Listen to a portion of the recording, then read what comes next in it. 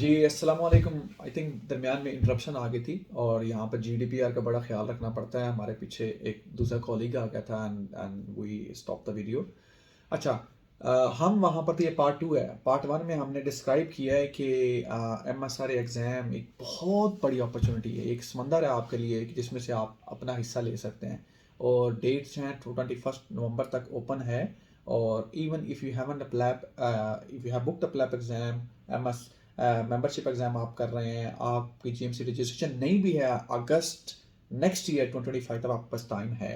जब क्योंकि मेन चीज is crust form. Crust form हमने एक्सप्लेन किया पिछली वीडियो के अंदर। और फिर मैंने इनकी लाइफ स्टोरी शेयर की कि कैसे एक यंग डॉक्टर, ठीक है, जिसने डेमोन्स्ट्रेटर की जॉब की मगर अपनी एक पाथवे को सीधा रखा, यूके की रजिस्ट्रेशन ली प्लैब के थ्रू और फिर जॉब्स अप्लाई करना शुरू किया और 2000 एप्लीकेशन फिल की।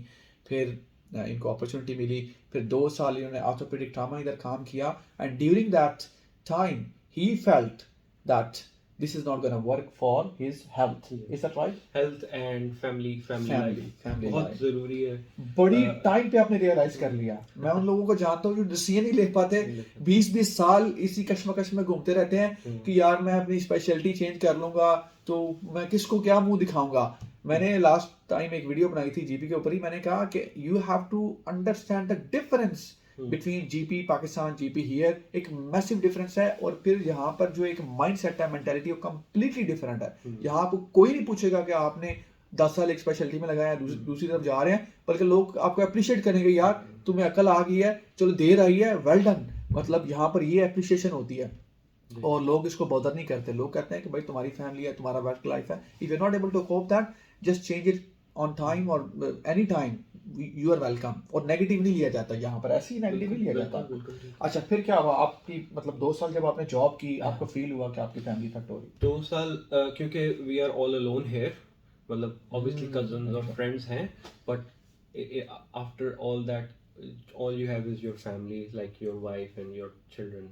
सो हम ऑब्वियसली जब मैं इतनी इंटेंस रोटा पे था ऑर्थोपेडिक्स के लिए, तो I couldn't give them much time. और फिर मैंने एनालाइज किया कि this is going to be my next 10 to 12 years अगर मैं कोई इस तरह की स्पेशलिटी में जाता हूँ। तो दैट्स वाई उस टाइम पे at that stage I decided कि because GP training is relatively smaller, मतलब 3 साल की मैक्सिमम है। आई थिंक सिर्फ स्कॉटलैंड में है अभी तक जहाँ 4 साल की थी, बट बाकी सारे यूके में इट्स स्टिल 3 years। जिसमें से जो पहला साल है that can be a little bit intense, जिसमें आप हॉस्पिटल रोटेशंस करते हैं 4-4 महीने की, बट 4 महीने दे गो बाय। अब मैं इधर पीडियाट्रिक्स में हूँ पिछले 4 महीने से, और टाइम गुजर भी गया, अभी पता भी नहीं चला। तो 4 महीने गुजर जाते हैं। एक मैंने बीच में जीपी की भी रोटेशन की है, तो मुझे उसका भी आइडिया हो गया कि what is my life going to be like, and which is not too bad. You get to go home every day.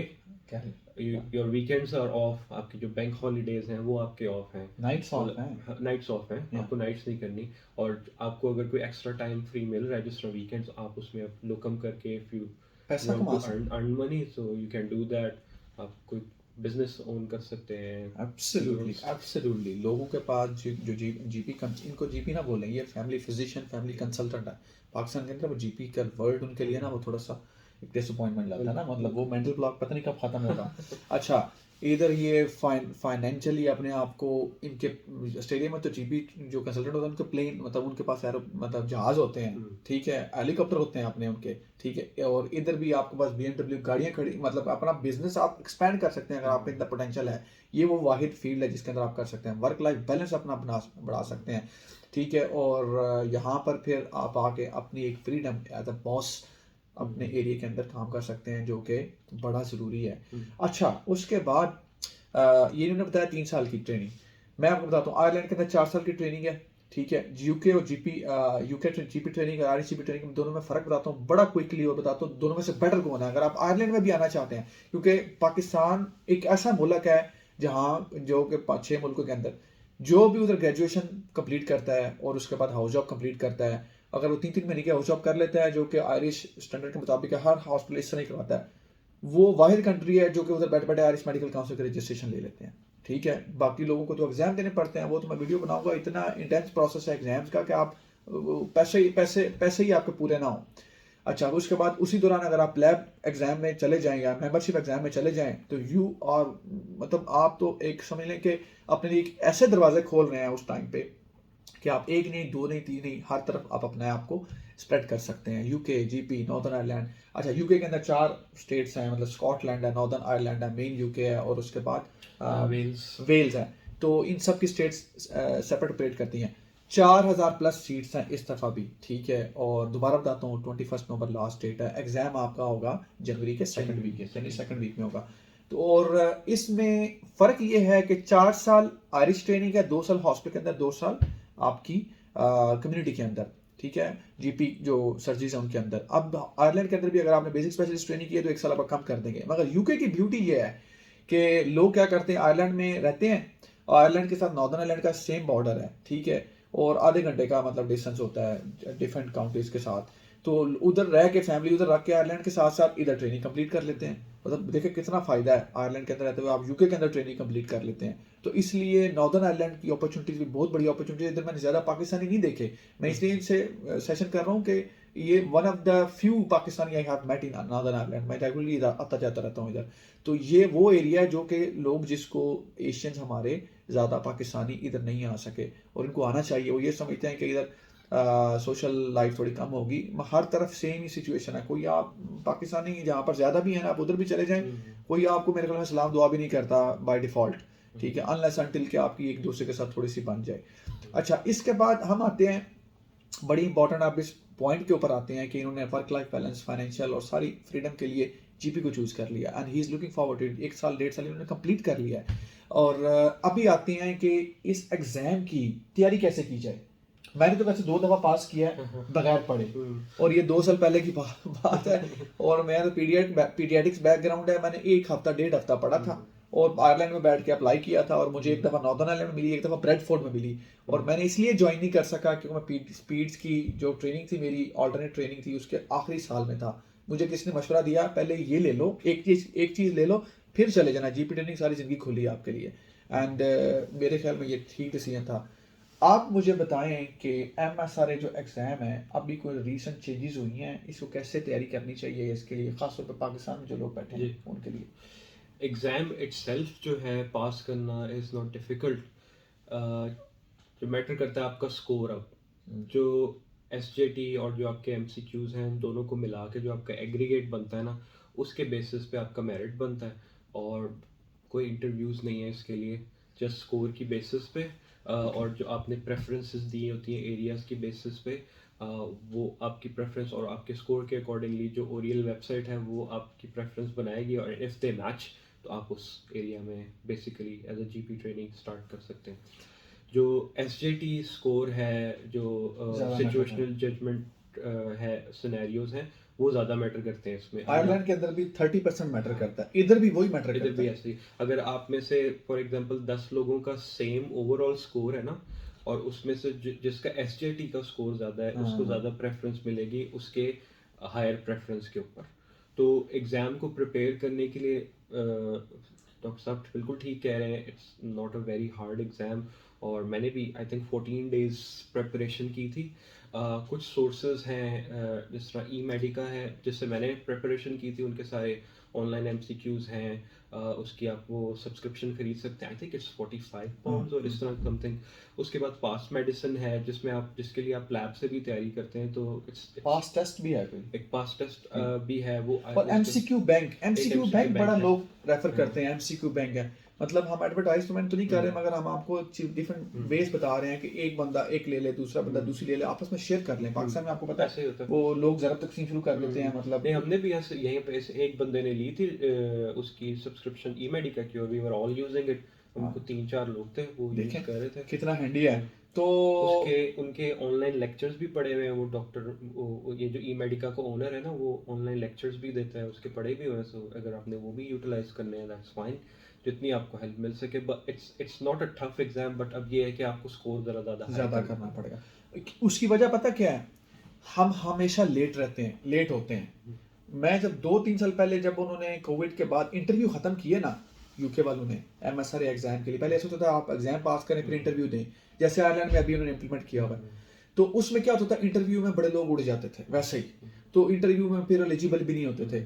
जब से इन्होंने कोविड के बाद इंटरव्यू खत्म किया ना, तो फिर तो आप तो कहीं पे भी बैठे हुए हैं तो आप बैठ के एग्जाम दे सकते हैं। अब उस टाइम पे 2 साल पहले मुझे याद है 4,500 सीट थी और 6,500 लोग थे।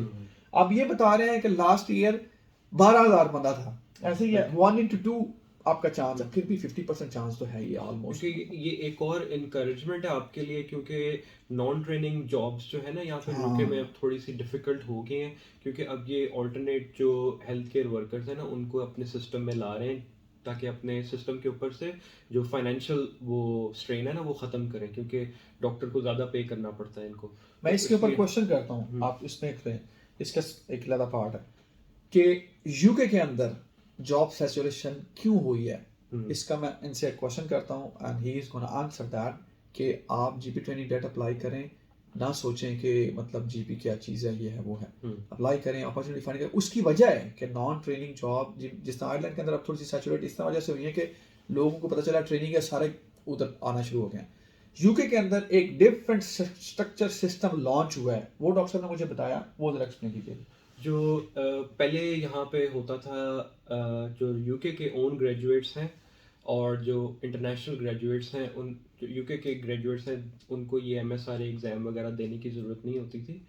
तो जो नॉन यूके ग्रेजुएट्स हैं उनको एक कम्पिटेंसी होती थी, इसको आरएलएमटीसी इस तरह से हम कुछ कहते थे, वो कम्पिटेंसी पूरी करनी पड़ती थी। उसके लिए डिफरेंट फॉर्म्स होते थे और एक मेरे ख्याल में कोई एग्ज़ाम भी होता था विच वाज इक्विवेलेंट टू एमएसआरए। तो सिंस लास्ट 2.5 or 3 years इन्होंने इस चीज़ को स्क्रैप ऑफ कर दिया।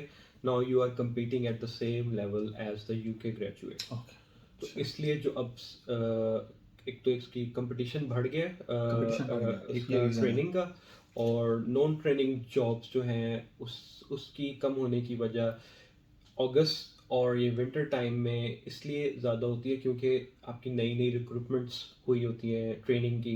FY2 जो फाउंडेशन ईयर 1 फाउंडेशन ईयर 2 के डॉक्टर्स हैं वो ये सारी सीट्स फिल आउट कर देते हैं। तो जो आपको ये ट्रैक जॉब्स पे या NHS जॉब्स पे जो जॉब आती है ना, वो यही जॉब्स होती हैं जो खाली पड़ी होती हैं, जो इन लोगों ने एक्वायर नहीं की होती हैं या इनकी रोटेशन ख़त्म हो रही होती हैं। तो वो जॉब्स वो लोग एडवर्टाइज करते हैं। तो ये अगस्त वगैरह का जो टाइम है ना, ये काफ़ी इनके लिए फुली स्टाफ्ड होता है। तो इसलिए इस टाइम पे वैसे ही बड़ा मुश्किल होता है जॉब मिलना। लेकिन ओवरऑल वैसे भी इन्होंने जो अपने सिस्टम में ये ANP जो ये पॉइंट बहुत इंपॉर्टेंट है कि अभी इन्होंने नया सिस्टम लॉन्च किया, मुझे बता रहे थे कि इन्होंने ना फिजिशियन एसोसिएट लॉन्च किए हैं और अपना ना वो पैसा बचाने के लिए, ठीक है, कि डॉक्टर पे बहुत पैसा लगता है और उस वजह से अब इन्होंने इवन कह रहे थे कि कंसल्टेंट लेवल तक जॉब, जूनियर से कंसल्टेंट सीनियर तक जॉब जो है ना फिजिशियन एसोसिएट को देना शुरू कर दिया। That is I think another reason कि जो जूनियर जॉब्स हैं जिसमें हमारे लोग आ सकते हैं, ठीक है, SHO लेवल की जॉब्स वो बहुत सैचुरेट हो चुकी हैं। नाउ जीपी ट्रेनिंग 4,500 सीट्स, ठीक है, अगर 10,000 बंदा भी अप्लाई करता है ना, फिर भी 1 in 2 चांस होता है। Why you miss this chance? मेरा ये आपसे क्वेश्चन है यूके का, और सीधा ट्रेनिंग के अंदर आने के लिए। ये जो दूसरे अरबी मुल्क है ना वो बड़े तेज हैं, वो उधर बैठ के इधर ले लेते हैं। हमारे लोग सोचते रहते हैं यार नहीं यार मैं तो पीडियाट्रिक में ट्रेनिंग कर रहा हूँ, मैं तो, आप इस सिस्टम को समझें भाई, इस सिस्टम को समझें कि आप अगर सोच रहे हैं बाहर आने के लिए, ठीक है, then you need to take a time, अभी डिसीजन लें, ठीक है, इधर आके फिर आपका दिल करे चेंज कर लें, कोई ऐसा हार्ड एंड फास्ट रूल नहीं है कि आप चेंज करना चाहते हैं कर लें। MSRA ऑल स्पेशलिटीज के लिए वैलिड है except for internal medicine training. Internal medicine training के लिए आपका इंटरव्यू होता है, वो आपने अपनी वो पूरी करनी होती है जो उनकी रिक्वायरमेंट। अच्छा, ये भी बड़ी मजेदार बात है, MSRA खाली जीपी के लिए नहीं होता। सारी स्पेशलिटी, मेरा एक दोस्त है आयरलैंड से, रेडियोलॉजी ट्रेनिंग में MSRA करके चला गया।